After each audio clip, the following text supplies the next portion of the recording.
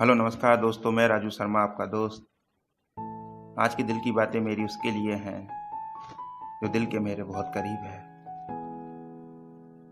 चलिए सुनाते हैं दोस्तों मेरी दिल की बातें। सुनो, ये तुम्हारे लिए है। तेरा मुझसे दूर जाना जैसे मेरी रूह का दूर जाना है। तेरा मेरा हाथ छोड़ना जैसे मेरी उम्मीदों का टूट जाना है। तेरा मुझसे न बोलना जैसे यार मेरे आंसुओं का छूट जाना है।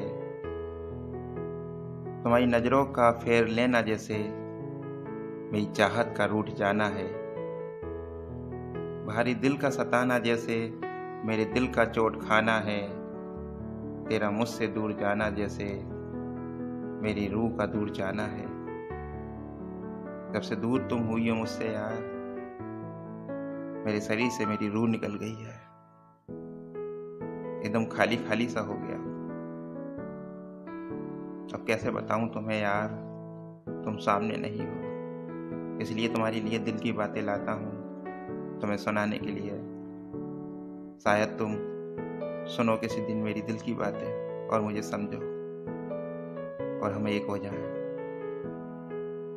बस इतना कहूँगा यार, मुझे समझो, एक मौका दो मुझे और मुझसे बात करो। ये थी दोस्तों मेरी दिल की बातें उसके लिए जो मेरे दिल के बहुत करीब है। कमेंट लाइक करके ज़रूर बताना और चैनल को सब्सक्राइब करना।